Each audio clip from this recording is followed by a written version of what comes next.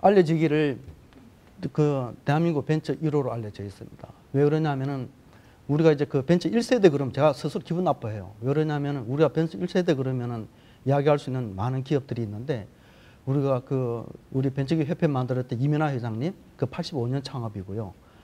그다음 뭐 휴맥스 88년 창업이고 다들 보면은 80년대 중후반부인데 저는 이 기사가 1984년 12월 달입니다. 물론 저 이전에도 벤처가 있었죠. 정주영 회장님 그분도 확실한 벤처 기업가입니다. 근데 이제 그분은 1호라 말하지 않은 이유가 뭐냐면 그래도 벤처란 단어를 이제 학자들 개청해서 이제 그 단어를 만들기 시작해서 지칭하기 시작한 후부터 제가 먼저 거론이 되기 시작하죠. 그래서 이거는 1984년도 12월 달이면은 그 메디슨도 생기기 전이죠. 이 당시에 한국 리크루트라고 하는 이 잡지에서 지금도 나오는 잡지인데 이 잡지사에서 저를 지칭하기를 벤처기업 슬래시 대학생 사장 이렇게 나와 있습니다. 근데 저는 사실 기사 나왔을 때도 이게 그 6페이지짜리 기사인데요. 근데 저보고 대학 그 벤처기업으로 써놨는데 저 스스로도 그게 무슨 뜻인지 몰랐어. 그 기자 쓰신 문장이니까 표현이니까. 그래서 저는 몰랐는데 나중에 이제 벤처가 대중화된 후에 보니까 과거 잡지 띄지니까 저를 두고 벤처로 써놨습니다. 그래서 이보다 더 앞서게 그 기업을 이렇게 벤처라고 분류된 회사가 없는 거죠. 그래서 제가 최초로 말을 할 수 있습니다. 그래서 그러니까 그 1세대 그룹은 뭡니까? 세대라는 것은 몇 년부터 몇 년쯤에 창업한 회사들이잖아요. 제일 먼저 있는 회사 보고 너도 1세대 그러면 기분 좋아하겠어요? 차라리 1호로 불러주는 게 낫겠지. 그런데 이 회사가 1983년 창업을 해서 그 당시 환경을 말씀드리자면 소프트웨어를 갖고 이제 회사를 차리고자 하는데 국내에 그 당시 소프트웨어가 있긴 있었어요. 있었는데 한결같이 소프트웨어를 어떻게 하냐면은 하드웨어를 파는 회사가 그러니까는 기업에만 인사관리용 프로그램을 쓰는 컴퓨터를 판다. 그러면은 그 컴퓨터 파는 그러니까 하드웨어를 파는 회사가 인사관리 프로그램을 끼워서 파는 거예요. 그럼 인사관리 프로그램을 짜는 개발팀을 하드웨어 파는 회사가 부수를 데리고 있는 겁니다. 그러니까 이제 모든 소프트웨어 회사는 소프트웨어를 다루는 회사는 전부 다가 하드웨어 유통 회사였어요. 근데 저는 하드웨어 손을 안 댔어요. 처음부터. 하드웨어 손을 안 댔는데 그러다 보니까는 업종 분류 코드가 하드웨어를 손대는 회사는 유통업인데 저는 유통업도 아니잖아요. 남의 물건을 사다 파는 회사가 아니니까 그러니까 이제 유통업도 안 되는 겁니다. 그렇다고 소프트웨어 개발에 관련돼 있는 정보처리업이라고 하는 업종 분류 코드가 있었느냐? 없었습니다. 그거는 1988년도에 생깁니다. 저는 83년 창업이고 갈 데가 없는 거예요. 그래서 처음 6년 동안 어디가 있었냐면은 서비스업에 가 있었어요. 서비스업은 맨 처음에 보면 숙박, 요식업 이런 업종들이 쭉 있는 데를 서비스업이라고 그러는데 그 당시 업종 분류 코드가 세분화되기 전이다 보니까 저는 서비스업에 가 있었는데요. 서비스업에 가면은 불이익이 많아요. 왜 그러냐면 요즘은 없어졌는데 이 80년대, 90년대 중반까지도 우리가 국민저축운동을 해서 나라가 원치 못 사니까 그러니까 저금을 해서 돈을 모아놓으면 그러면 이제 그 정부가 서비스 업종 이런 데 돈을 대출이 안 돼요. 전부 다 수출이나 제조업 위주의 회사만 대출이 되고 누가 집을 산다 하더라도 집을 대출을 그러니까 구매 자금, 구입 자금에 융자를 해주는 것 절대 안 되고 서비스 업종은 돈 안 빌려주고 이렇게 제도화되어 있었습니다. 그러다 보니까는 저는 돈을 빌릴 수가 없었죠. 그러니까 금융기관 그래도 안 되고 또 벤처 캐피탈이라는 단어 있지 않습니까? 그러니까 그 벤처 캐피탈이라는 단어도 사실은 제가 1986년부터 생겨요. 벤처 캐피탈이. 그런데 그게 창업한 지 3년 이내인 기업에 한해서 투자한다 이렇게 되어 있습니다. 그런데 저는 몇 년 지나다 보니까 그 3년 지난 기업이잖아요. 그러다 보니까는 투자도 못 받는 거예요. 그래서 벤처 캐피탈도 없고 은행을 통해서 돈을 빌릴 수도 없는 그런 회사의 저 스테이터스였습니다. 그래서 이 환경상에서는 저는 이제 다행스럽게 처음부터 돈을 잘 벌었기 때문에 금융거래할 필요도 없었고 캐피탈에서는 투자 받을 필요도 없었지만 어쨌든 저로서는 그런 열악한 환경 속에 있습니다. 그래서 요즘 보면은 창업하려고 하는 사람들 보면 어떻게 하면은 중소기업청이나 정부기관에 기댈 생각을 많이 하시는데 사실 그렇게 되면 어떤 문제가 생기냐면은 온실 속에서 화초가 될 수밖에 없을 겁니다. 아마. 제일 좋은 것은 야생화가 오래 삽니다. 야생화가. 그래서 저는 야생화죠. 그래서 정부 지원을 안 받는 회사죠. 처음부터 받지 않았고 지금도 안 받고. 그래서 이제 그런 회사가 여러분 경쟁을 갖는 것이 오래 가는 방법이지 만약에 온실 속에서 잘 자란 나무가 밖을 나오면 오래 못 살아요. 그냥 뭐 한 해 그리조차도 못 하는 거죠. 근데 이 회사를 이제 처음에 이제 했는데 제가 아까 20대의 그 제 목표 3가지 중에 보면 두 번째에 하면은 시간에 대한 이야기가 쭉 나오는데요. 제가 회사를 어디다 차렸냐면 호텔 객실을 빌립니다. 호텔 객실을. 그래서 많은 벤처기업의 초기에 보면 전부 다 보면은 뭐 미국의 사례를 보면 자동차 차고를 이용한다든가 아니면 허름한 창구를 이용한다든가 이렇게 이야기하지 않습니까? 벤처 그 창업 스토리를 들어보면.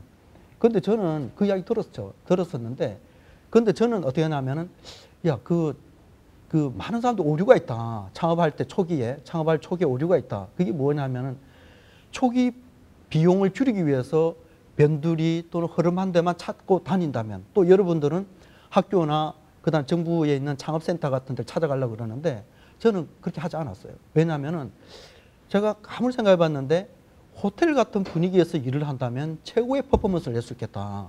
호텔 같은 분위기. 그래서 호텔도 뭐 여러분 가보신지 모르겠는데 근데 침대 하나 덩그러니 있는 그런 호텔 방이 아니고요. 스윗룸이라 해서 방 속에 방이 3개가 있는 큰 방을 빌립니다. 그러니까 큰 방을 빌려서 창업을 하는데요. 근데 거기서 정말 많은 꿈을 키웠어요. 근데 우리 그렇게 했더니 야, 조 회장님 초기에 자본금 겨우 450만 원밖에 안 되는다고 하는 게 이게 거짓말 아니냐, 뻥친 거 아니냐고 이야기하는데, 그래서 저는 사실 뻥친 거 아니거든요. 물론 요즘 돈을 따져 4,500만 원이나 되는 큰 돈인데, 어쨌든 뭐 그렇다고 창업하기에는 초기 자본금 치고는 많은 것도 아니잖아요.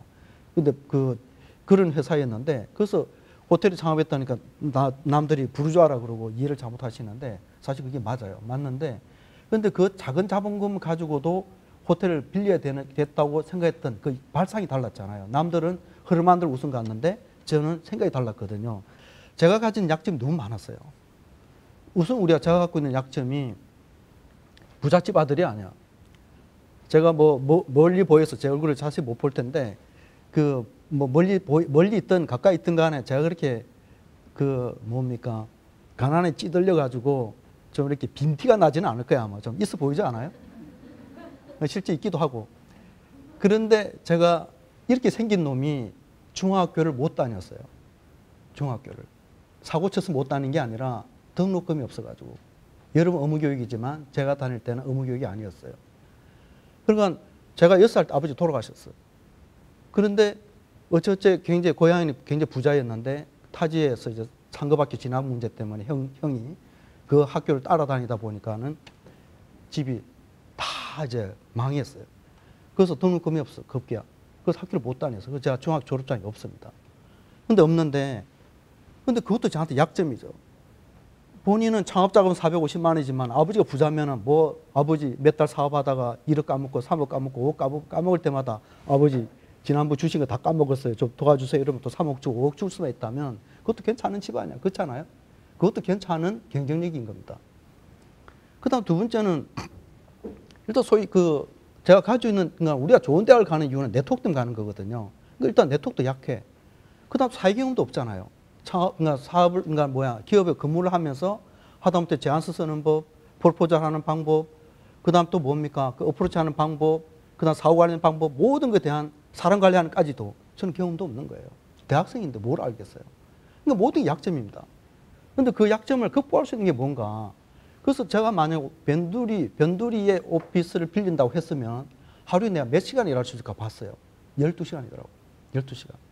근데 12시간이고 나머지는 좋은 빌딩이 아니니까 결국 어디로 가야 되냐면은 그러니까 밤에 그러니까 방범 때문에 샤터를 내린다고 나가라 그래. 건물이 작으니까. 왜냐하면 큰 빌딩은 돈이 없으니까 못 가는 거고. 그러니까 그런 빌딩을 가면은 저한테 효율성이 떨어지는 거죠. 그래서 호텔 같은 데 만약 하게 되면 내가 몇 시간 일할 수 있을까? 17시간을 봤어요. 실제 그랬고. 그러니까 이 5시간, 남은 12시간이고 내가 호텔에서 17시간을 집중할 수 있다면 이 5시간이 남보다 많은 이 5시간을 효율성만 높일 수만 있다면 내가 부족한 걸 모두 다 커버링하고도 남겠다 생각했습니다. 그걸 맞춰낸 거죠. 근데 남대로 되냐면은 초기 비용을 생각하고 변두리를 갑니다.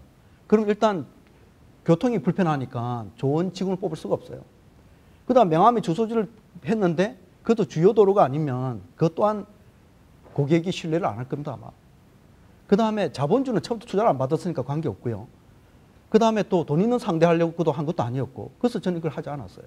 그래서 저는 이제 이 당시에 호텔 객실을 빌렸던 것은 철두철미하게 내가 시간의 효율성 높이기 위해서 호텔 빌린 겁니다. 그런데 그 5시간을 벌은 것이 변두리 사무실과 중간에 그 호텔에 있는 임대료와의 그 차액을 따져봐더라도 5시간 갖고도 이거는 뭐 몇 배, 몇십 배, 몇백 배의 가치를 더 만들었을 겁니다. 아마. 그게 제가 개인적 선택을 잘하는 그런 이야기였고요. 저희 회사는 여러분들이 잘 모를 거야 아마. 잘 모르는 것은 근데 이 회사는 대중적이지가 않아요. 저는 굉장히 특화되어 있는 소프트웨어만 합니다. 그러니까 어느 분야만 하냐면은 그러니까 의료 정보라고 하는 분야만 합니다. 그러니까 여러분들이 집안이 뭐 병원이나 그다음 뭐 의원이나 어쨌든 병원에서 쓰는 소프트웨어만 합니다. 처음부터 끝까지. 근데 제가 돈을 얼마나 잘 벌었냐면 그 처음에 이제 프로그램 짰어요. 근데 저는 여러분들 프로그램 짜낼 때 보면 프로그램 짜든 사업을 하는데 보면 굉장히 좀 어설퍼할 때가 있어요. 뭐냐면 이게 정말 돈이 되는가? 여러분들 어쨌든 뭘 만들든 간에 기발한 아이디어가 돈이 되지는 않아요. 그러니까 결국 뭐냐면 시장이 있는 아이템이 돈을 버는 겁니다. 시장이 있는 것이. 근데 시장을 고려하지 않은 기발한 아이템은 그건 만들어갈 수가 없으니까 돈이 되지가 못하는 거죠. 세상에 보면 많은 발명가들의 특허들이 있습니다. 근데 다 그게 현금화되지를 못하는데 발명가 생각은 그걸 만들면 세상이 내 걸 다 사줄 거라 생각합니다. 그렇지 않아요. 근데 저는 이제 그 당시에 소프트웨어를 가지고 어느 분야 뭘 할까를 정말 심사숙고했습니다. 그래서 심사숙고를 하는데 그 당시 소프트웨어는 다 공짜일 때입니다. 그래가지고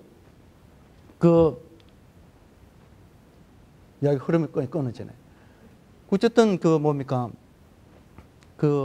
병원에서 쓰는 소프트웨어를 하는데 처음에 이제 뭘 했냐면은 공짜라고 인식되어 있는데 교수님들이 쓰는 소프트웨어를 짜려고도 했었어요. 왜냐하면 소프트웨어 이해를 할 분들이니까. 근데 소프트웨어 이해를 하고 그분들이 공학이나 과학적인 그런 어떤 구현하는 소프트웨어를 짜서 드릴 수는 있는데 교수님들이 페이먼트 능력이 안 돼. 그러니까 돈이 안 되는 거예요. 그러니까 시장이 없는 거예요. 그래서 여러분들 뭘 만들더라도 교수님용 만들면 돈 안 된다, 그거. 응? 교수님용 만들면.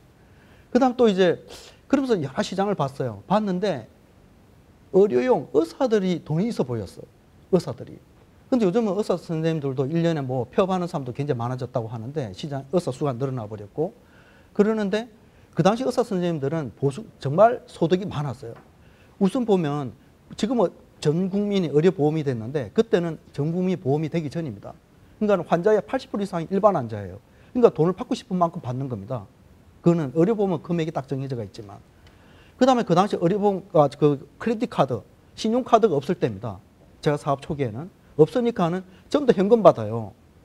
그러니까 뭐 다는 아니겠지만 일부는 그야말로 국세청에 소득을 누락을 시키기도 합니다.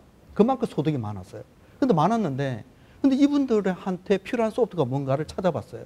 찾아봤더니 뭐가 있더라고요. 그래서 그걸 만들었어요. 그걸 만들었는데, 그래서 만들어갖고 처음에 한 카피를 먼저 팔았어요. 팔았는데 거의 그걸 만드는데 한 4, 5개월 걸렸습니다. 그래서 내가 열심히 짜는 걸 봤으니까, 그러고 금액을 얼마 줄까 물어요. 그래서 대답을 안 했어요.